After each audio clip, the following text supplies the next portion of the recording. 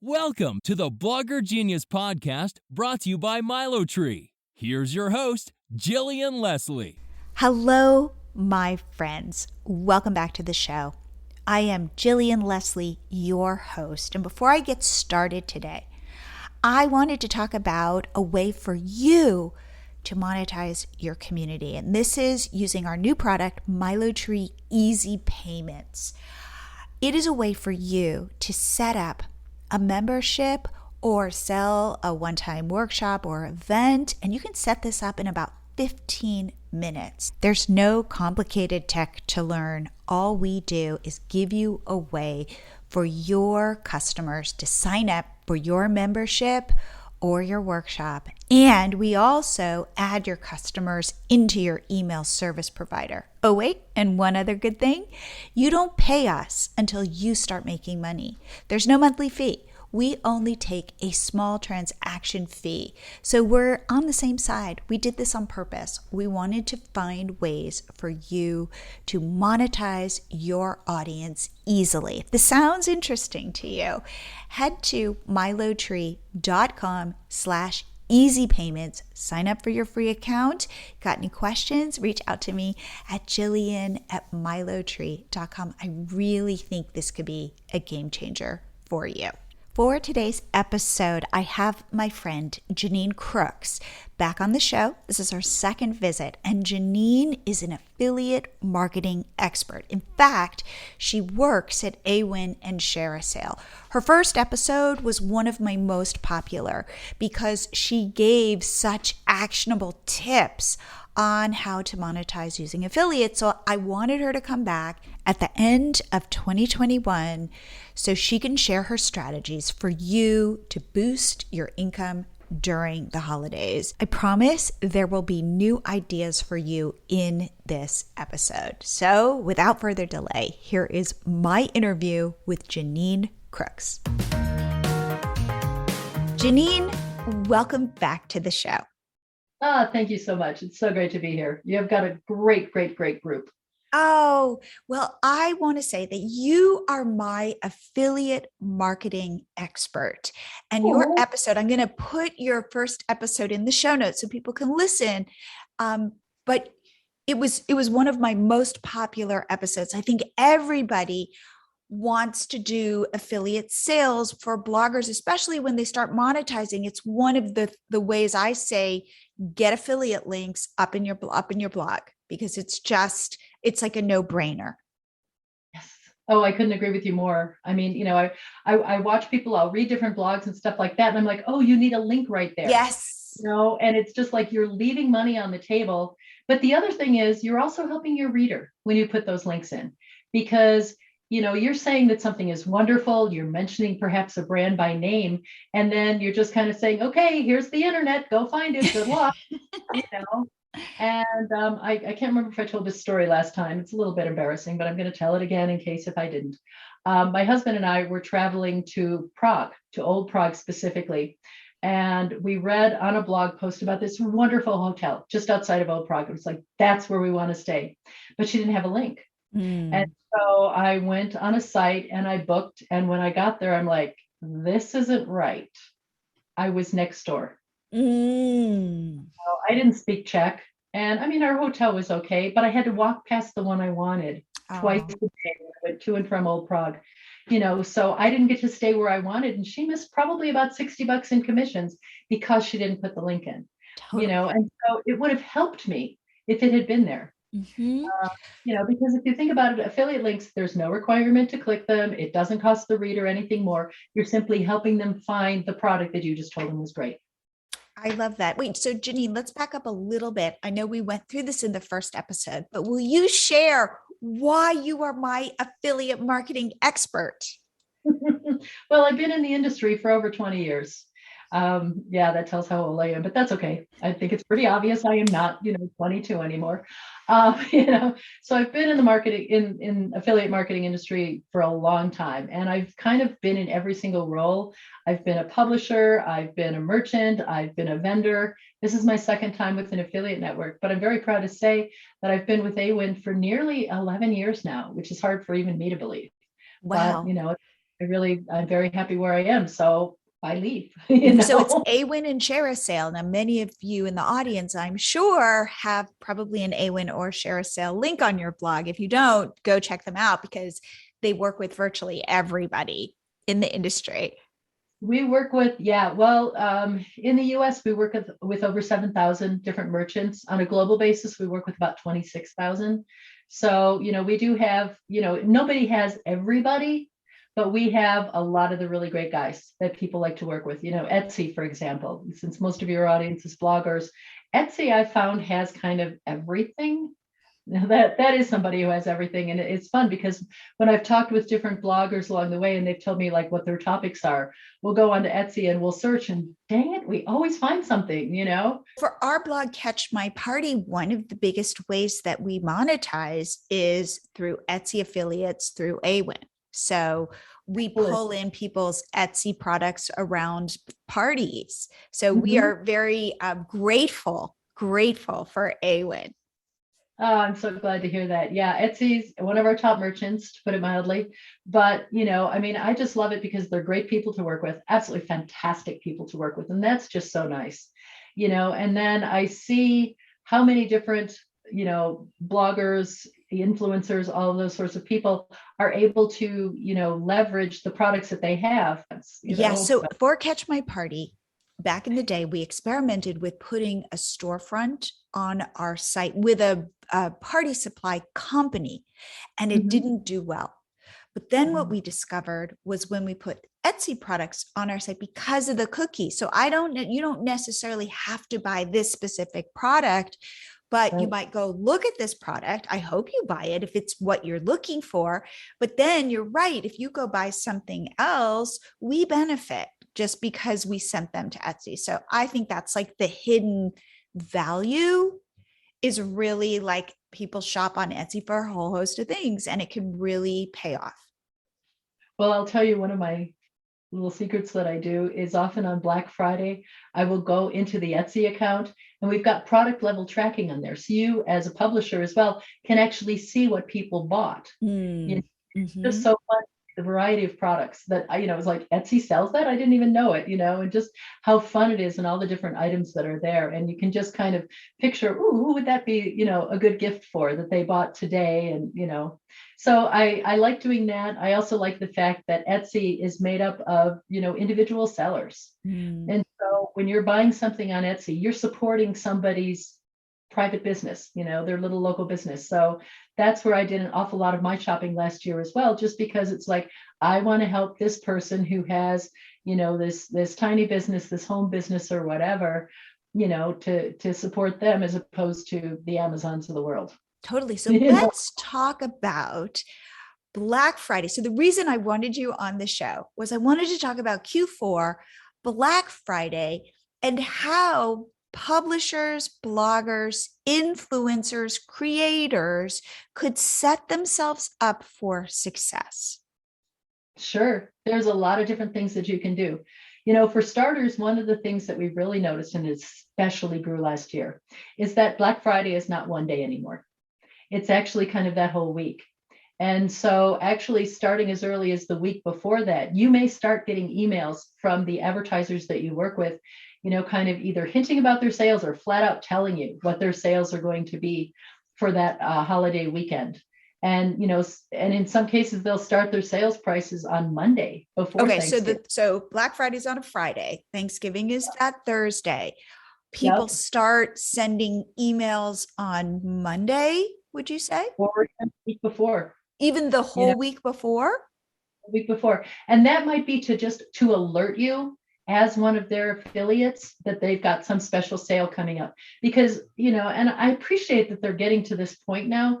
More and more sophisticated merchants are realizing that you're not going to drop your fork on Thursday while you're eating turkey so you can go put their code up, right? That's your day. And so they're trying to let you know before that so that you can have it all ready so that your post can go live at the right time, or the update to your post or your social media or whatever with their coupon as soon as it goes live. So they're kind of give you some advanced warning on that.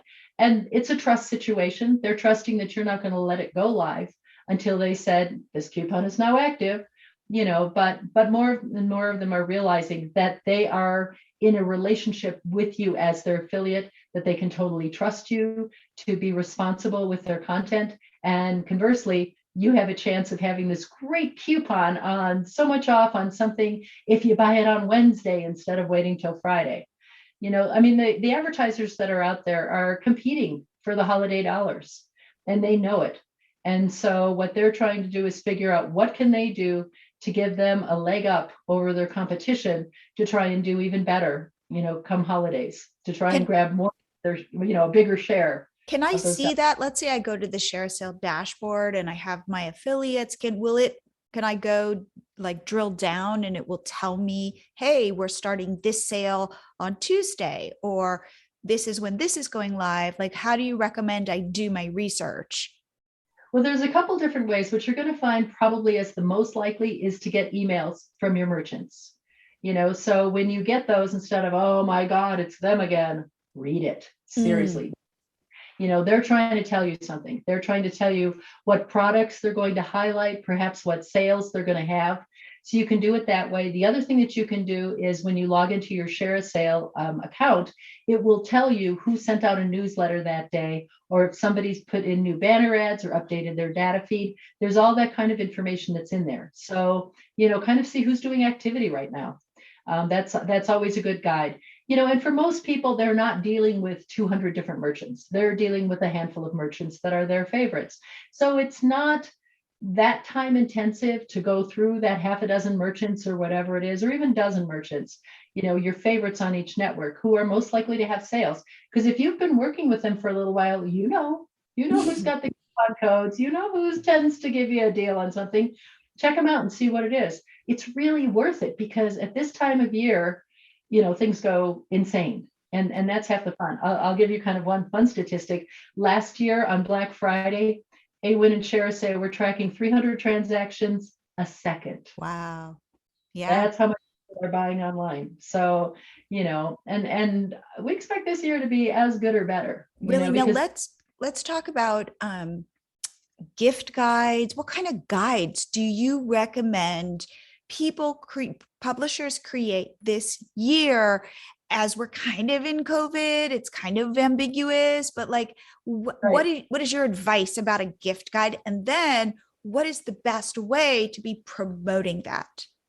Okay. Well, your audience. Each one of the people that is watching us today knows your audience. So you've got some sense of kind of their favorite things. So find kind of maybe, a few of the luxury items in that. So, if you're health and beauty, what's the really nice cream, or what's the really nice extra soft robe or something like that? That's, it's something that somebody could really like. What I've found too is that, within the niche, sometimes it's great to be able to do the gift guide for people where you have no idea what to give them. I think that that's always kind of part of the challenge. So I find that a lot of the parenting blogs will do that, or the blogs where, I've got this teenage nephew and I have no clue. Here's 19 things that they would love, or 10 things, or 8 things, or whatever it is. How, numbers in the title always work well. Yes, numbers in the title. Absolutely. And then promote that, on your social media platforms and stuff like that, because people really are looking for it. And if you start trying to put those things together now, you've got enough time for it to be found and to be optimized in Google. So if somebody looks for, best gifts for teenage boys, you can rank. And I would always say that if you can niche down that, like, the best board games, it's like, well, you probably won't rank for something like that. But maybe if you could do the best board games for special needs kids, or I don't know, for left-handed people, like, I know, just getting very granular, but where there's a need for that. Yes. Like you were saying, like the hardest gifts to give, but like maybe with the best gifts with like organic lavender. I don't know, it's just anything where somebody will be searching for that, rather than, oh my God, how many new slippers do I need? Right. Well, it was funny. I just got back from Sub Summit, which is the subscription box conference. And my favorite sessions there was the riches are in the niches, are in the niches. And there was one very successful person who has a subscription box for guinea pig owners. Wow. I know. I mean, how specific is that? And yet she's off the charts with it. And Wow. we had a gift box that was only for women dentists because she was one. And so she knew kind of what was going to be talking to them about that. So yes, really, when you can dial down into the niches, you can find so many perfect gifts, and it's fine. You're not limited to just one gift guide. You can do a bunch of different ones that are like that. So whether you've got somebody who is a traveler or somebody who loves whiskey or somebody who is as crazy as me about their Siberian Huskies, that sort of thing, you can find gifts for all those people. We just launched a new merchant a couple of days ago, and I absolutely adore them. They're on Share a Sale, and it's called Gift Wrap Your Face. And I know, I was like, what is that? But literally what you can do is like take a person's picture and turn it into gift wrap, into planners. Don't tell my sister-in-law, but she's going to get a pair of socks with her dog's picture on it for Christmas because they're adorable, and I'm sure she doesn't have duplicates. So, totally. Yes. Oh, that's great. It's crazy, but I think it's going to be fun. I think it's going to make her smile, and she will definitely wear them. So I think when you look through some of the different merchants that are out there, you can find kind of fun things. And they're starting to roll out more and more new products because honestly, like the huge coupon sites are going to do what we call lockdown, which means that they've already got everything, all the new merchants or whoever it is that they're going to work with already on their site. And they are doing all the testing to make sure that all the links work so they can just turn it live on the right day. And then they are locked down. No more new merchants, no more new coupon codes, no more new anything. And so, so therefore the merchants are getting ready now so that they are prepared for that lockdown. They've already gotten their information out to the coupon sites. They're getting it out to the rest of their affiliates now as well. So, they know what it is that they're planning on doing. It's not going to be a surprise to them. Oh, hey, let's do this sale now. No, they've already got a plan, Got it.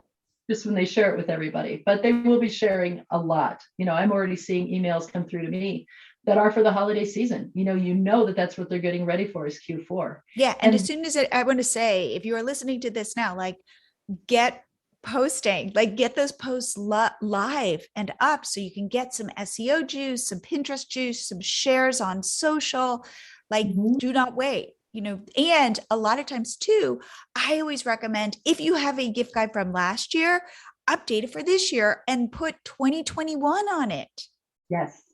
So they know that all those items are still available, just the way that you had talked about them last year. And I think it really helps to try and do it a little bit earlier this year. There are a lot of concerns about supply chain issues and about delivery issues. So there's different merchants that I've spoken with who are wondering how are they going to get enough plastic in, or can they get the boxes that they need or whatever. And conversely, they're wondering when there's already delays in shipping, is everything going to get there on time? So, the concern is real. I'll say that. Do you think that this will motivate brands, companies to start running their sales even earlier? Yeah, definitely. I think they are going to do that, because they may or may not have as much stock in store as they want to. So, they would first come, first serve. I'll put it that way. They are more than happy to go ahead and sell it now or sell it, as soon as it goes on sale so they can get it right out the door. So I don't know if some of those guaranteed delivery dates are going to be the same this year as they were last year. And it's not just about the delivery. It may also be about the supplies.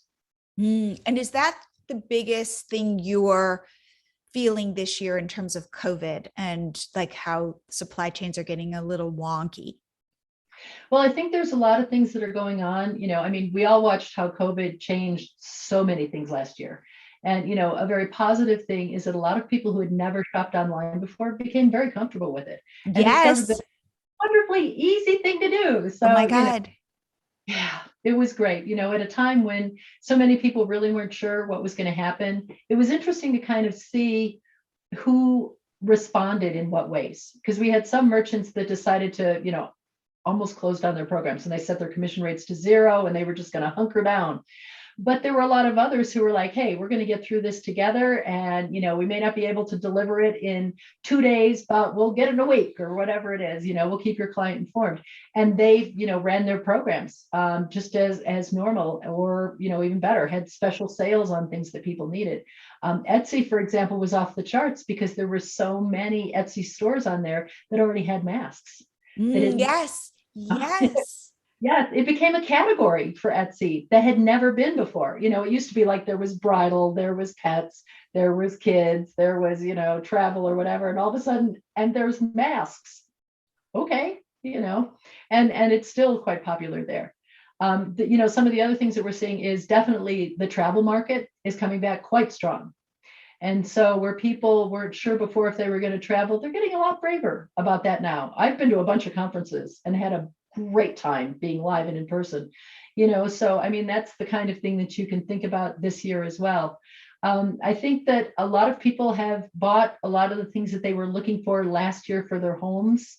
Like big furniture pieces. Yeah, we did. Like, it's funny. I now look around my house and I didn't think we bought a lot, but I was like, wait, that rug is new. We bought like during COVID, and that couch that I was like, because a couple months would go by and then we'd buy something else. And then but kind of looking around, I'm like, wow, we did kind of do a lot of furnishing. Oh yeah, absolutely. And I think people spend a lot more time paying attention to their home than they had before. And so, things that were off the charts were things like, home decorating, accessories, sports equipment and stuff like that. So home exercise, home gym kind of things, workout gear, the perpetual joke of yoga pants. Oh my God, they sold out on so many sites. They're back in stock now, so that's a good thing, but I think it kind of, shifted how a lot of people did things. And, as a result, stores that in the past maybe had been quiet, weren't quiet anymore.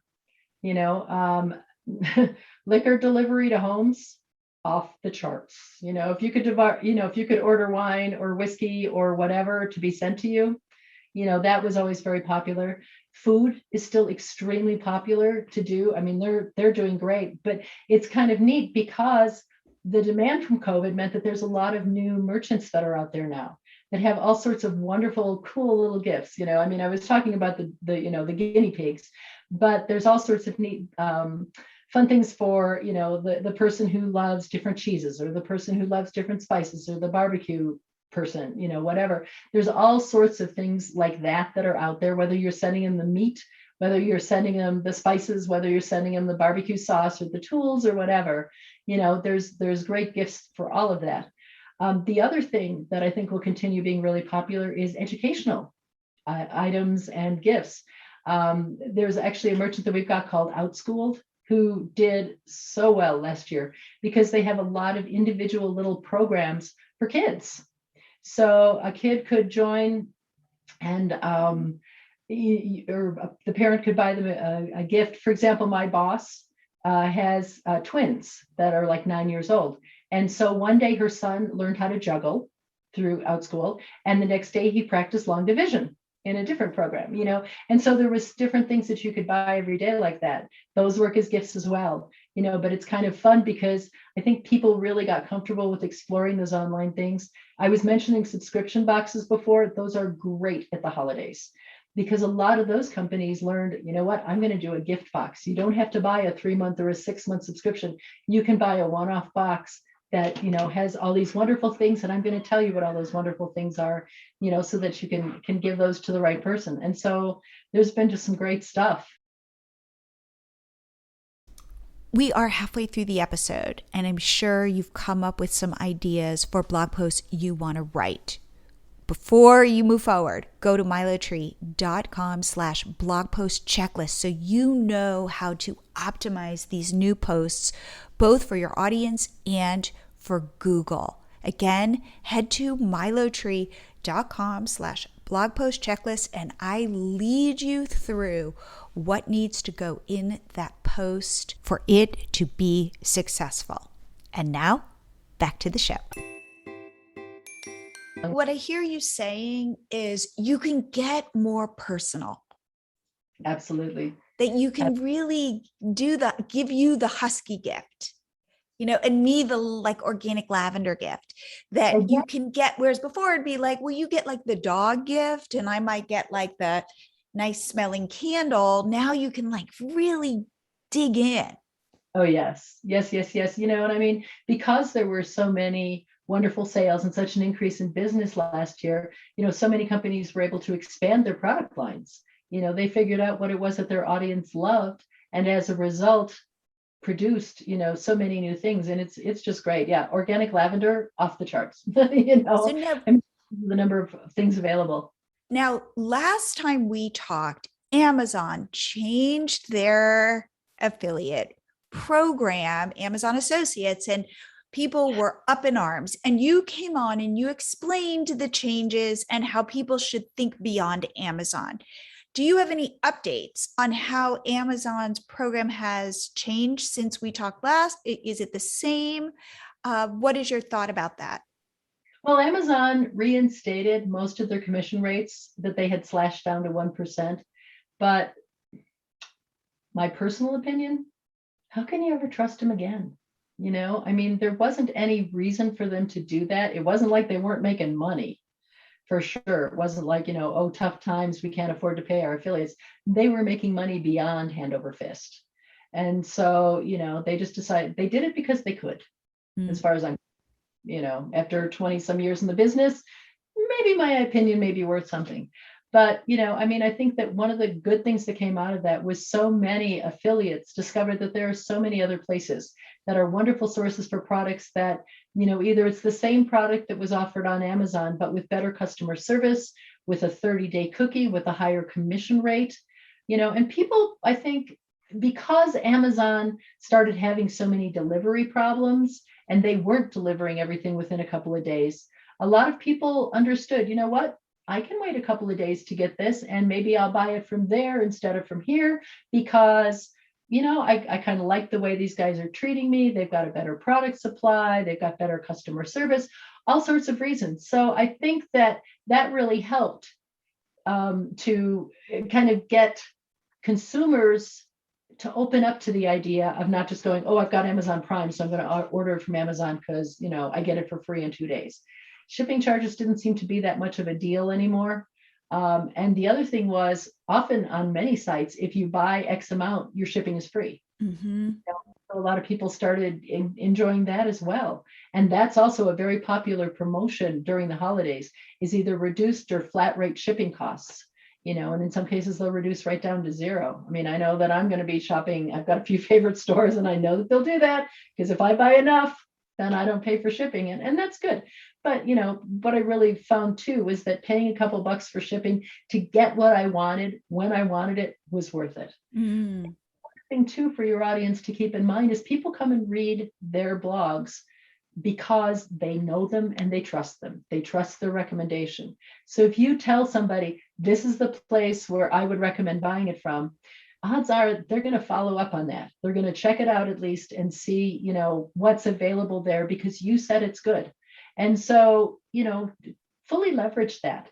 You've earned that trust. It's okay to use it. You're not taking advantage of your audience. You're helping them, kind of like, example with staying in the wrong hotel, but you're really helping them to maybe find a place where they're going to get something that's better, a little bit different. I mean, Amazon doesn't sell everything.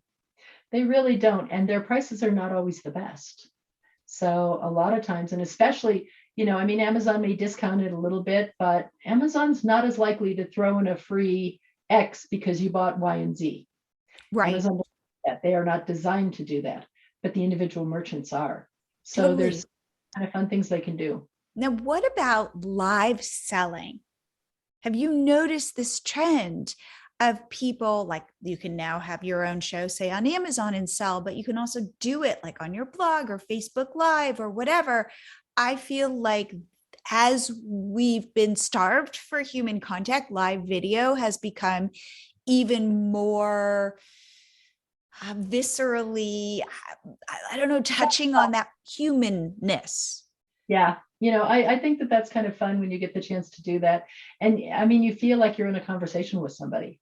And that's really precious because, before maybe you went to the department store and you got to talk with the lady behind the counter or whatever, and touch a bunch of different things or sample all these different creams. Being able to do that during a live show, even though you may not be the one putting it on, if somebody that you know and trust is going, this one's a little greasy, and this one feels wonderful, and that sort of thing.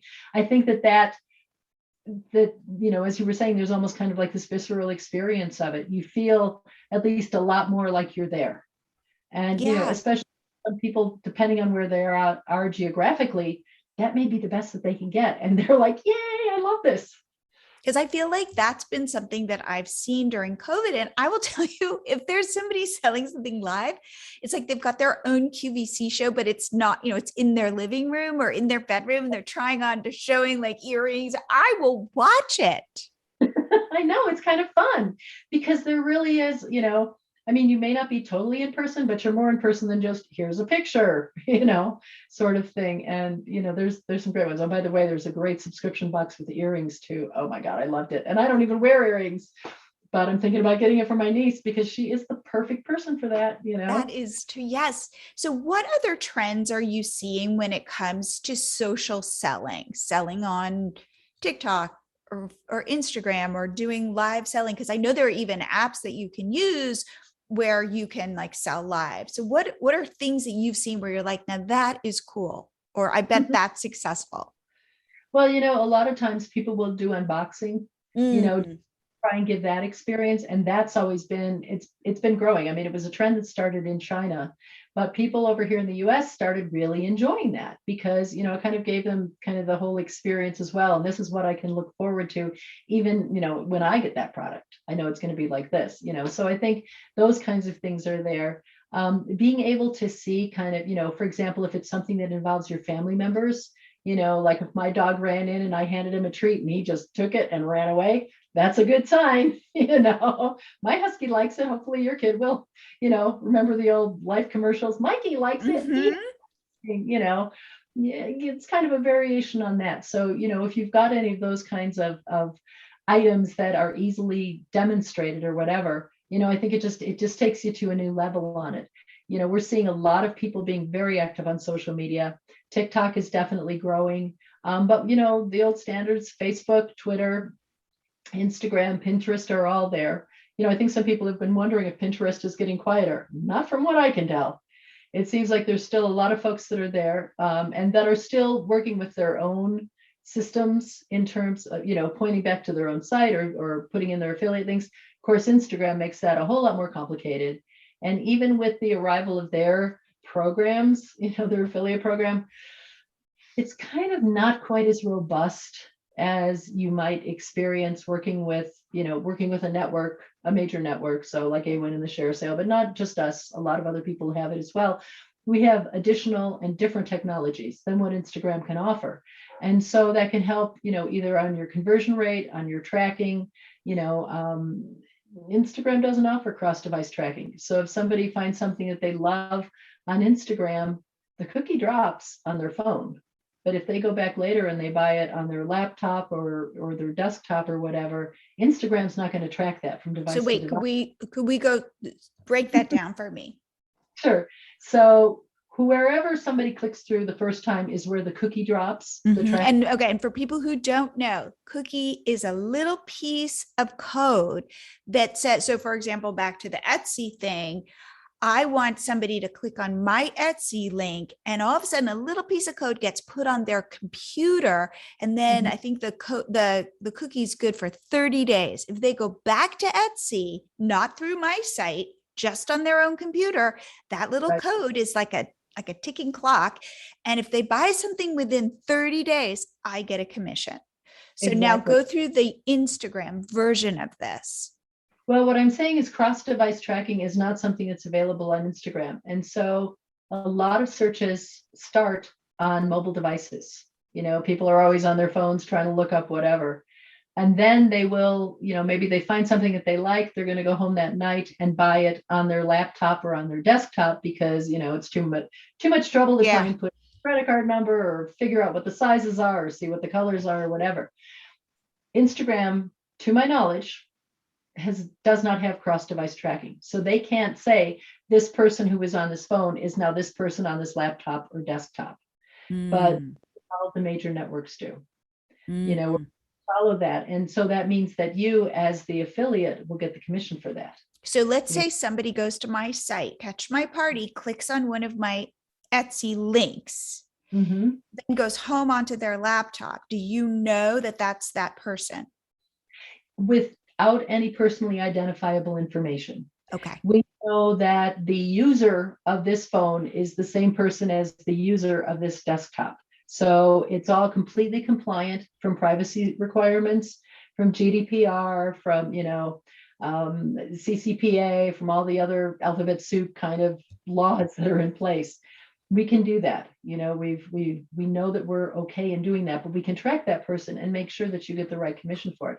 And I think last year we paid out something like an extra $8 million in commissions because of cross-device tracking, A1 platform. So, it's things like that Instagram can't necessarily give you.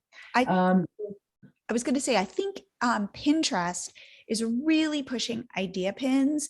And I think you can put affiliate links in your idea pins. You can't put a link back to your blog, but I think you can put your affiliate links in there. So that's a great place of putting gift guides and things like that. Pinterest wants you to stay on the platform. They no longer really want to send you off.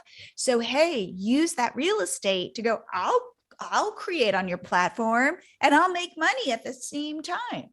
Be darn, how does that only work out for everybody, right? That's one of my favorite things about affiliate marketing is I feel like it's a place where everybody wins. The consumer finds some great product, the website owner has the chance to make a commission for the work they've justifiably put in. The merchant has a chance to sell their product to people who might not have been aware of it, but got the help or the introduction because of the website owner, and then for us as the network in the middle, we get a little tiny piece, but it adds up because, like I said, we're doing 300 transactions a second. That's amazing. It's totally crazy. I will tell you that our IT team now already is going through to make sure that all of our redundancies are in place because we have redundancies upon redundancies upon redundancies. We don't want to take any chances on anything. And knock on wood, we've never had an issue with it. So we've got some really, really good guys. So here, I want to put on my mercenary hat, my money-making hat. Yes, I want to serve my audience, but I want to be smart about the affiliates I choose. So let's say I'm going to do lavender products, right? But I could do them through all different ways. And I'm looking at different merchants.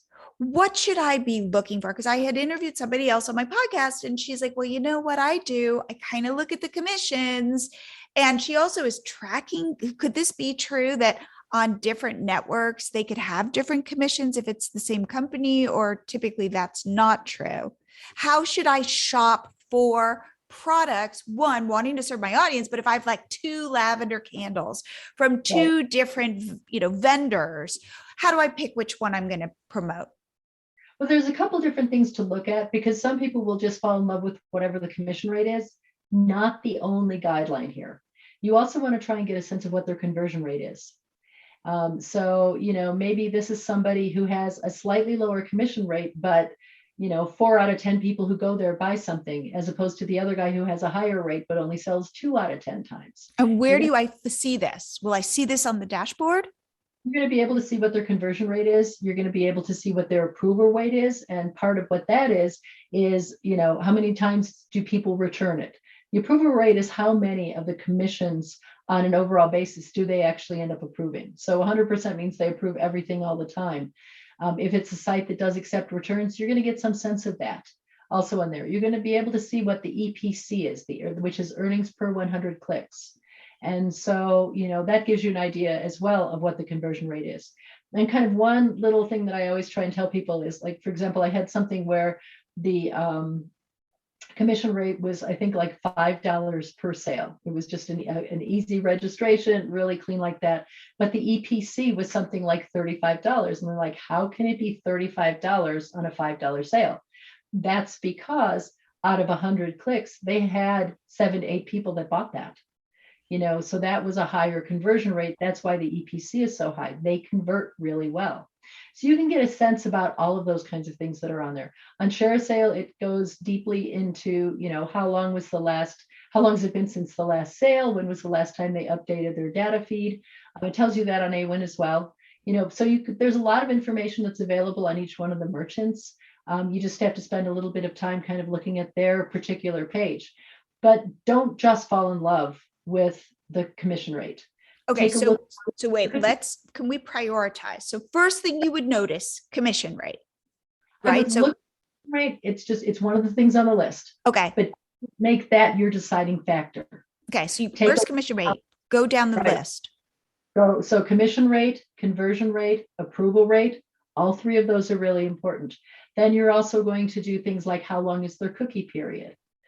Take a look at what that is. And then kind of one of the things that I like to do is I will go take a look at their site. Would I buy something from there?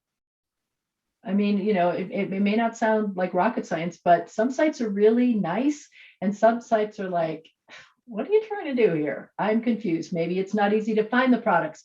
Maybe it's not easy to go through the buying process. See what happens when you put something in your cart. What's your experience like? So take a look at that as well, because, I think that that's an important factor, especially, people have a lot of choices of where they can buy online. So they're going to go someplace where their experience is good. So I always suggest that you take a look at things like that as well, because it's really easy to get, stars in your eyes because, oh my God, look at this commission rate. They're going to pay me all this money. But nobody buys there. Yeah, I would even say to go look, if you have the time or the energy, if this is important to you, go on mobile, because people are shopping on mobile, but those times it's too easy to click away. It's too easy. We're all so distracted. How many times today? I think I probably have put stuff in carts. I bet you in 3 different stores today, and I've bought none of it. And so I need emails to remind me, but meaning I'm already busy, let alone I have a bad experience, where all of a sudden I have to put my credit card in and it's weird and wonky. I'm out of there. It's too easy. Yeah, definitely. So so that's why, to me, it's so important to actually take a look at the site. And I just literally ask myself, would I buy from here? Is there something that makes me excited or happy or friendly, or do there seem like there's red flags, even if I couldn't tell you exactly what those are? And I'm going to go to the site where I'm comfortable and happy, where it's just easy and convenient to try buying, rather than, than a fight to try and give them your money. Because there are some sites that are like that, sad but true. Okay, so on Share a Sale and AWIN, your top 3 companies. Etsy? Besides Etsy. Where you think people have success. I know everybody's in a different niche, but where you're like, this would work for lots of people. I really like them. I think they're a good brand. Well, I'm always in love with Etsy, for sure. I love the fact that we have HP. Under Armour is very successful, depending on whether you've got that right audience. I think that there's a lot of different travel programs that are popular. There are pet programs that are popular. So it's hard to say because we have so many that are on there. I will tell you that one category that is huge on Share a Sale is mattresses. I never thought so many people bought mattresses online. They do. And not only, a lot of mattress companies, in addition to mattresses, will also sell mattress pads and wonderful sheets and, super wonderful, luxurious pillows and stuff like that. So there's all of those kinds of things that have been very popular on there as well. I think that there's a lot of programs for kids that are amazing. I mentioned OutSchool before. I've talked a little bit about subscription boxes. On Share a Sale, there's a couple of programs that are on there that actually are STEM projects for kids. So if you've got somebody who's got, some precocious kids, or they don't even have to be precocious, mom and dad does it with them, they can build, like a little claw to go out and, dig in the sand or whatever. I mean, it gives them the chance to kind of learn and do things that it's very tactile. It's very much of an experience for them, keeps them occupied for a while, and they're very proud of what they built. It's kind of taking Lego to a new level. So Crate Joy, for example, is one of the merchants on Share a Sale, which is basically a directory of a whole bunch of different kinds of subscription boxes. So you can go on there and hunt around and find something that's perfect for your niche. I did that. I have a great nephew who's, a year and a half old. Oh, heck yeah. Cratejoy was my friend, both when he was a baby and now that he's getting to be, the toddler and who loves to have little storybooks read to him and all that kind of stuff. So yes. And I have to say, I can't tell you how many bloggers I've interviewed on my show who make a ton of money on mattresses. So you are so right. And they will say, that's my biggest post. Like those are my power posts. So I just want to say that I've seen this now work for a variety of bloggers, like lifestyle bloggers, family bloggers, who knows, like even bloggers where that isn't their niche. So I'm not sure why that is connecting. You are totally right. People seem to want to buy their mattresses online. I bought all my mattresses online from a variety of different companies. So that is something people like, definitely get that mattress post up. Oh, absolutely. I mean, it's amazing, all the things that you can do with it. And like you said, it doesn't have to be your primary niche. It can just be, this was my experience and I'm going to share it with you, with whatever it is. Maybe you ordered your mattress online or, you have 5 friends who did and Nancy liked purple and somebody else liked, avocado or whatever, because there's so many different choices that are out there that are really wonderful and can also be kind of, ratcheted down to, okay, I'm a person who likes it to be really firm. My back is not necessarily great. I want to have this and this and this, and you can find those particular products. And especially, I mean, we're all a little bit different than our readers, I would say, because we're really good at finding stuff online. Not everybody. Some people just don't have the skills to try and be able to figure out that this is good, this is bad. Other people may not have the time, but once again, your audience knows you and trusts you. And so if you said this is good, okay, we're going to get that one. So I always say, okay, so my audience is predominantly women. There are totally men who listen. However, we are predominantly women. And I always say, be that best girlfriend, the girlfriend who hooks you up for no reason except that it makes her happy. The one who like knows the best restaurant, the one who's like, oh my God, I went to this restaurant, you got to go.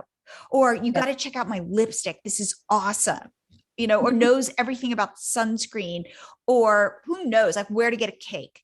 So be that girlfriend hooking your audience up. Absolutely. Absolutely. I once worked on an insurance site and I launched it for a company that I was working for. And I always tried to write as if I was telling my best friend all the stuff that they needed to know before they made the decision, and tried to make it that conversational and tried to make it that comfortable with them. And honestly, within a couple of months, it was making $1 million, almost $1 million a month, because it was that way. I was trying to find out what their needs were and then answer those questions, but in a way that, because you can get really sophisticated in how you talk about any product. Yes, you can do that. And for some products, it's more appropriate, but for most products, you really want your friend to be telling you about it, about what they think is wonderful and why. And so, yeah, I think that is a gorgeous piece of advice. You are so on target on that, and the blogs that I see that perform the best really do take that approach. They're not trying to be sophisticated. They're sharing their heart. They are sharing what they really think about a product, good or bad. Not every review is going to be golden, but you're going to do better if you talk more about products that you like than you don't. But still be fair. I liked this, I didn't like that. Some people are going to care because they like this and they don't care about that. So, go ahead and say what the good parts and the bad parts are about each product.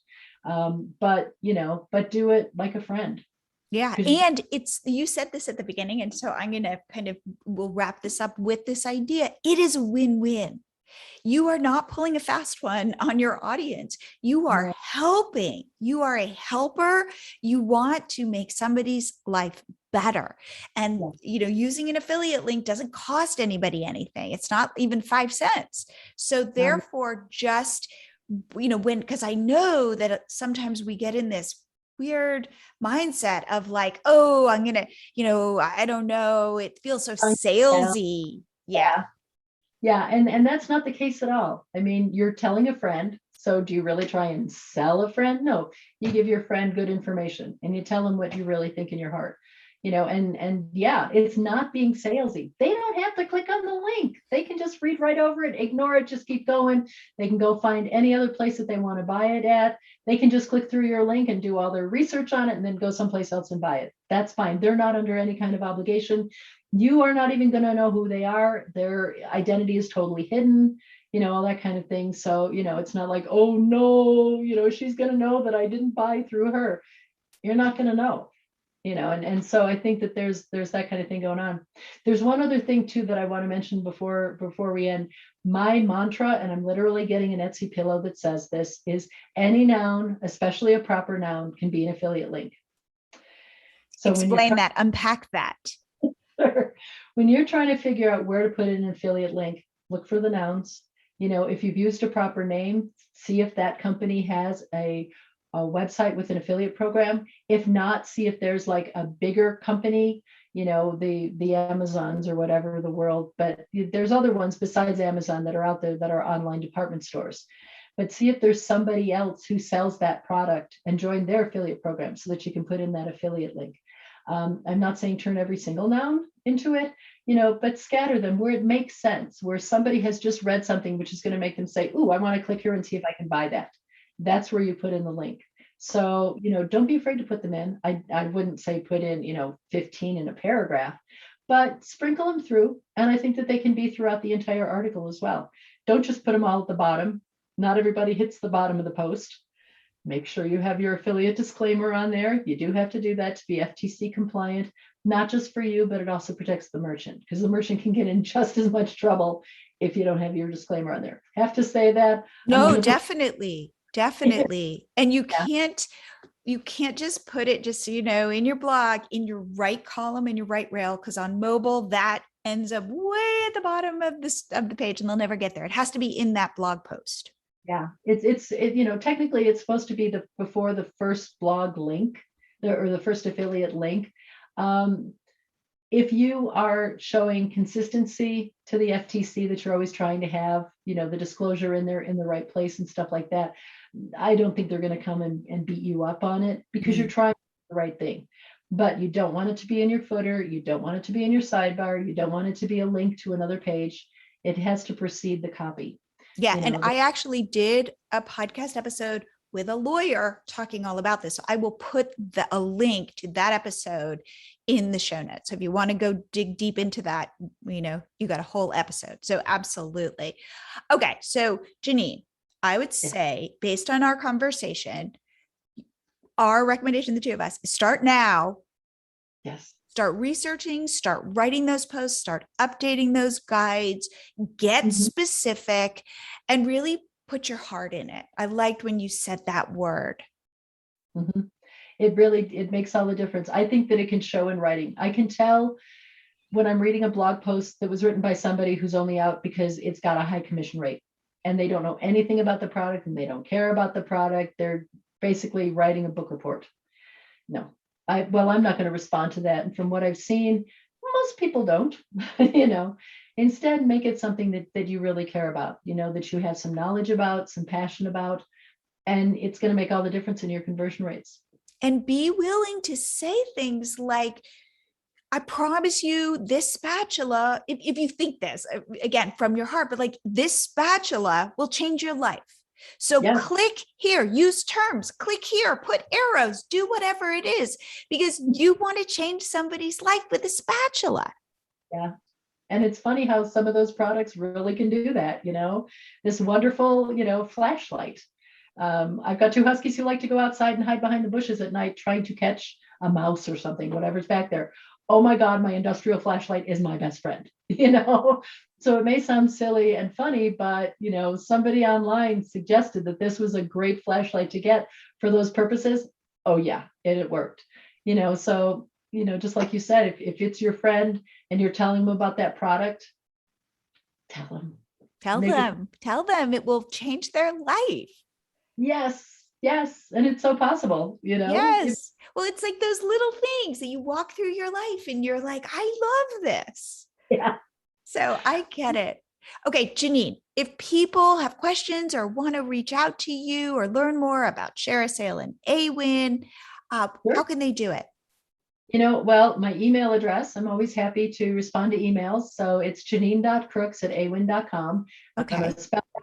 I have the longest way that it's possible to spell Janine. Thank you, Mom.